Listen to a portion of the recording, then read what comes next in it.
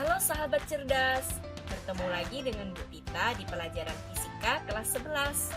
Kali ini, Bu Tita akan mengajak kalian untuk mempelajari hukum 2 Newton pada gerak rotasi.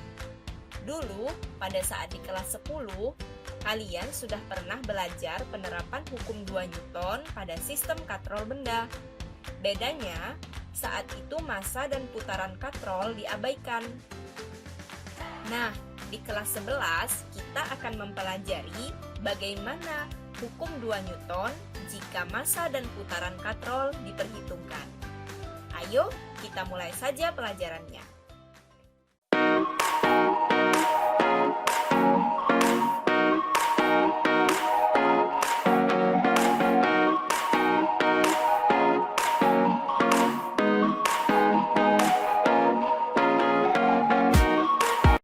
Sebelum kita mempelajari sistem katrol benda untuk gerak melingkar, terlebih dahulu kita akan mempelajari perbedaan hukum 2 Newton pada gerak lurus dan gerak melingkar. Pada gerak lurus, hukum 2 Newton dinyatakan sebagai F sama dengan M dikali A.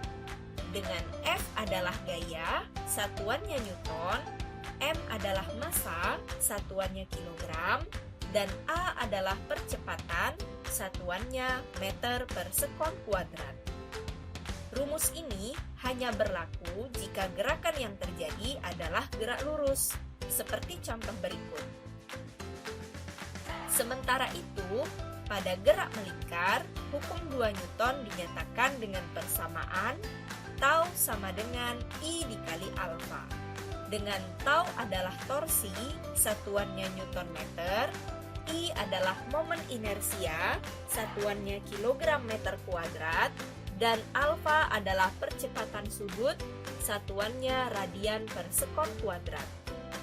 Persamaan ini berlaku jika gerakan yang terjadi adalah gerak melingkar, seperti contoh berikut. Sekarang, kita akan beralih ke penerapan hukum 2 Newton untuk sistem katrol benda. Kali ini, kita akan membahas sistem katrol benda jika M1 lebih besar dari M2. Perhatikan gambar berikut.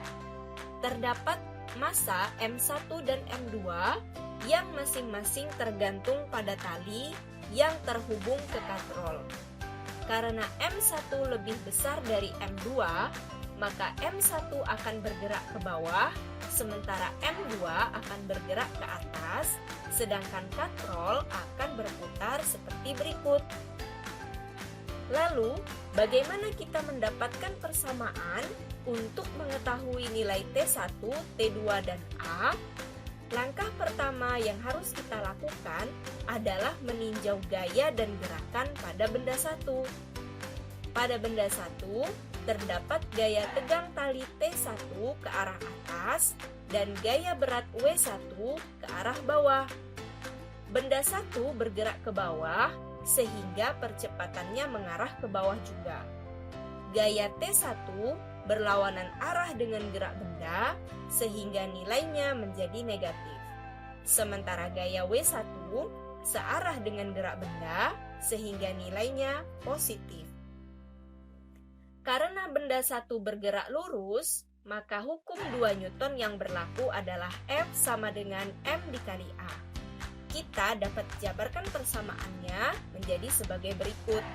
Karena ini adalah untuk benda 1, maka rumusnya menjadi sigma F1 sama dengan M1 dikali A. Kemudian, sigma F1-nya kita jabarkan menjadi W1 dikurang T1, tetap sama dengan M1 dikali A. Lalu, W1 adalah gaya berat, kita jabarkan menjadi M1 dikali G, dikurang T1 sama dengan M1 dikali A. Setelah kita pindahkan ruas, maka kita akan mendapatkan persamaan T1 sama dengan M1 dikali G dikurang M1 dikali A. Dan persamaan ini kita anggap sebagai persamaan 1. Persamaan 1 adalah persamaan yang akan kita gunakan untuk mencari nilai T1. Namun demikian, persamaan ini belum dapat kita gunakan karena kita belum mengetahui nilai A. Selanjutnya, kita juga harus meninjau benda 2. Pada benda 2 terdapat gaya tegang tali T2 ke arah atas dan gaya berat W2 ke arah bawah. Benda 2 bergerak ke atas sehingga percepatannya juga ke arah atas. Gaya T2 searah dengan gerak benda sehingga nilainya positif, sementara gaya W2 berlawanan arah dengan gerak benda sehingga nilainya negatif. Karena benda 2 bergerak lurus, maka hukum 2 Newton yang berlaku adalah F sama dengan M dikali A. Kita dapat jabarkan persamaannya menjadi sebagai berikut. Karena ini untuk benda 2, maka sigma F2 sama dengan M2 dikali A. Lalu, sigma F2-nya kita jabarkan menjadi T2 dikurang W2 sama dengan M2 dikali A. Kemudian, W2 kita jabarkan menjadi M2 dikali G, sehingga persamaannya menjadi T2 dikurang M2 dikali G sama dengan M2 dikali A. Lalu, setelah kita pindahkan ruasnya, kita akan mendapatkan persamaan T2 sama dengan M2 dikali A ditambah M2 dikali G. Ini kita sebut sebagai persamaan 2. Persamaan 2 adalah persamaan yang akan kita gunakan untuk mencari nilai T2. Namun demikian, persamaan ini juga belum dapat kita gunakan karena kita belum mengetahui nilai A. Kita juga harus meninjau katrol. Katrol bergerak melingkar sehingga bentuk hukum 2 Newton yang dipakai adalah tau sama dengan I dikali alfa. Pada katrol terdapat 2 gaya yang sama-sama ke arah bawah, yaitu T1 dan T2. Bedanya, T1 akan menyebabkan katrol berputar berlawanan arah jarum jam sehingga tau 1 bernilai positif, sedangkan T2 akan menyebabkan katrol berputar searah jarum jam sehingga tau 2 bernilai negatif. Penjabaran rumusnya dapat kita tuliskan sebagai berikut. Sigma tau sama dengan I dikali alfa, dan komponen dari sigma tau itu adalah tau 1 dikurang tau 2. Sementara I adalah momen inersia, yang kita pakai di sini adalah momen inersia katrol. Katrol dianggap sebagai silinder pejal, sehingga momen inersianya adalah setengah mk dikali r kuadrat, dengan mk adalah massa katrol dan r adalah jari-jari katrol. Lalu, percepatan sudut alfa kita jabarkan juga menjadi A per R karena yang akan kita cari adalah nilai A. Kemudian, tau 1 kita jabarkan menjadi T1 dikali R, sementara tau 2 kita jabarkan menjadi T2 dikali R. Sehingga persamaannya menjadi T1 dikali R dikurang T2 dikali R sama dengan setengah MK R kuadrat dikali A per R. Lalu, setelah mengeliminasi nilai R, kita bisa mendapatkan persamaan T1 dikurang T2 sama dengan setengah MK dikali A. Persamaan ini kita sebut sebagai persamaan 3. Langkah terakhir yang kita lakukan adalah kita harus mendapatkan persamaan untuk mencari percepatan atau A agar nilai T1 dan T2 dapat dicari juga. Caranya adalah kita harus melakukan substitusi persamaan 1 dan 2 ke persamaan 3 sebagai berikut. Kita tuliskan lagi persamaan 3 terlebih dahulu, yaitu T1 dikurang T2 sama dengan setengah MK dikali A.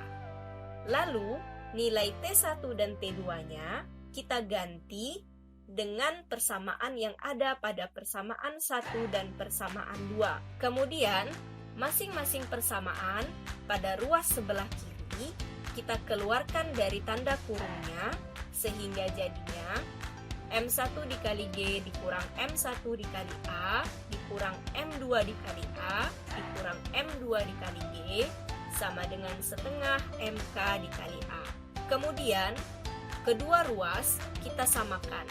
Ruas kiri adalah ruas untuk yang sama-sama punya nilai G, sementara ruas kanan adalah ruas untuk yang sama-sama punya nilai A. Langkah selanjutnya adalah memfaktorkan. Setelah kita memfaktorkan, kita pindahkan ruas, sehingga yang tersisa di ruas kanan hanyalah A saja. Maka kita mendapatkan persamaan 4, yaitu A sama dengan M1 dikurang M2 kali G per setengah MK ditambah M2 ditambah M1. Nah, persamaan 4 adalah persamaan yang dapat kita gunakan untuk mencari nilai A.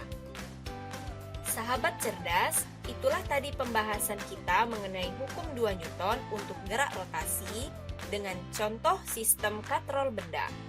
Sebenarnya, terdapat banyak sekali variasi kasus sistem katrol benda ini, namun secara umum, langkah mengerjakannya sama, yaitu sebagai berikut. Pertama, tentukan bagaimana gerak benda dengan memperhatikan masanya. Biasanya, benda dengan massa yang lebih besar akan bergerak ke bawah, sementara benda yang bermassa lebih kecil akan bergerak ke atas. Kedua, tinjau masing-masing benda dan gambarkan gaya-gaya yang bekerja pada benda. Ketiga, tentukan gaya-gaya yang menyebabkan perputaran pada katrol. Hal ini penting karena kita akan melihat apakah katrol akan berputar searah jarum jam atau sebaliknya. Nah, ketika langkah-langkah ini telah kalian lakukan, maka kalian akan mendapatkan persamaan yang bisa kalian substitusikan seperti yang kita lakukan sebelumnya. Sekian pembahasan kita kali ini. Sampai jumpa di kesempatan lain. Semoga bermanfaat.